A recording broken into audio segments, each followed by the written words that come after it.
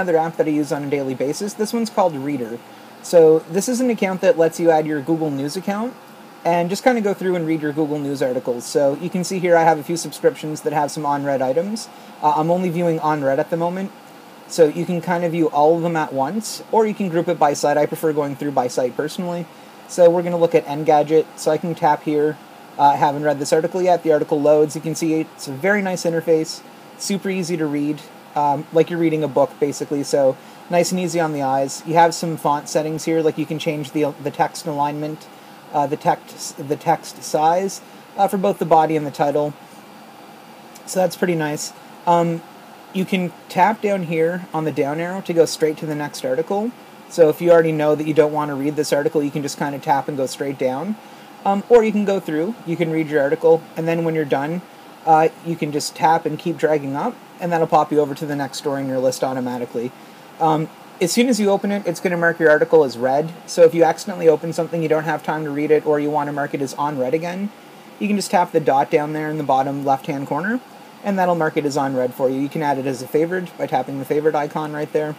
And you can scroll up as well. Another really nice feature is you can share your articles in a lot of different ways. So you could copy a link to the article, you could send it over to Safari, you can mail the link or the actual article, and as you can see there's quite a few different options. My favorite one being readability. So if you set up your readability account, you can just tap right there, it'll send it over to readability. If you use Instapaper Pocket, they're pretty much all there. You can send it over to Evernote, all that kind of stuff. So all the features you'd want and expect are there. It's a very clean interface. You can tap on the arrow in the top left hand to go back to your article list, or you can tap and just kind of drag it over like that to go back to the list too. Once you're here, this is one thing that I kind of wish. I wish I could tap and drag it over to go back to my main list. You can't do that. You have to tap on the dot up there. Another thing that's pretty cool when you're in here, say you're like, okay, I'm good with Engadget for today. I don't want to read any of these articles.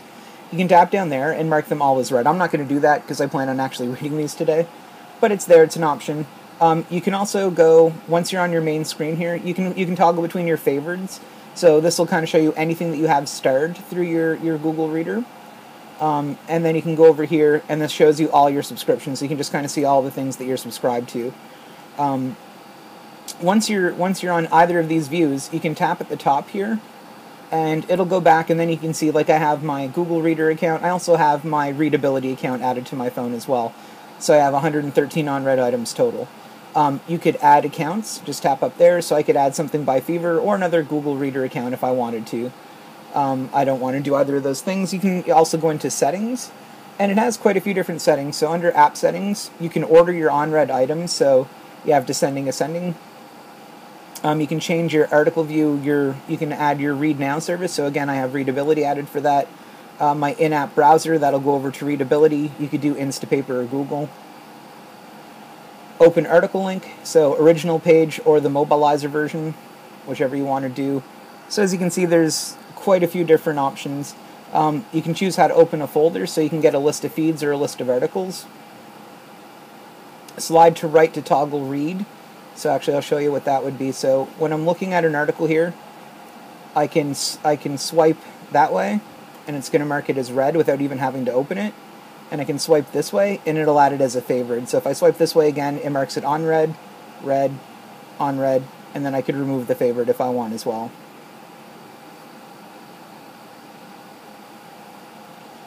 So you can see here, well actually let's just finish off the app settings. So again, you have your swipe left to right, so you can change what those do. So you can toggle either read, starred, readability, send to Instapaper or Pocket. Dim archived articles, that just lets you kind of visually tell which ones have already been archived. And you can display counts on your starred list, on read list, and all item list. You can turn that on or off. I leave it on, I like to see the numbers. Starred list is kind of cool because even in Google Reader, it doesn't show you how many that you have starred. I think maybe it does up to 1,000, but it won't show you over that. And I know that in here it actually will. It'll show you everything that's starred, so that's kind of neat. You can go into like your Google Reader account, so you can tell it to sync on startup. You might not want to do that if you don't have a data plan or if you're using it on an iPod or something. I have my iPhone, I'm always on 3G or Wi-Fi, so I have that on. How many on-read items do you want it to pull in? So it can pull in 1 month worth, whatever you want to set up. Starred items, do you want all? And then you can choose a range dating back as far as 1 year. keep read articles for 3 days. Handy if you accidentally mark something as read. Download read items, on or off. Mark an article as read on open, so you can change that to manually so it won't mark anything read unless you want it to be read. And image caching, this is kind of new to the latest update, I think. It basically, when you open it up, it'll start downloading images for articles that you haven't read yet. I usually leave that on. I have it on Wi-Fi only, so on 3G it'll only download them as I'm reading them. Just kind of save a little bit of data, which is kind of ridiculous because I have a 6 gig data plan that I hardly ever use, so I could leave it on, I guess, but...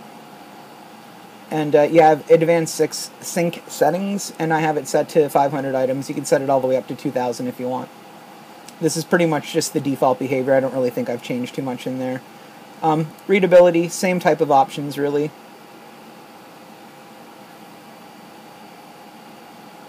And sharing services, so you can choose, like, sharing enabled, default recipients, link, article, text selection, image, all that kind of stuff. That would be for mail. You have Quote FM, Twitter, Facebook.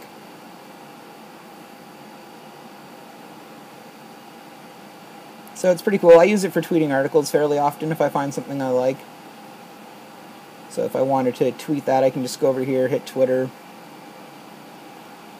and then it pulls it up. You can see it gives you a nice little description of the article. You can change that. It'll add a link to it, and then you just hit send and away it goes. It'll share it to Twitter. So that's basically readability in a nutshell. It's one of the apps that I use on a daily basis. It does cost a little bit. It's either $1.99 or $2.99. I don't remember off the top of my head, but well worth the price if you do a lot of reading through Google Reader. I basically use that instead of going to websites. I basically have them all set up inside Google Reader. So for me, this is basically a must-have app. I use it daily, and I love it.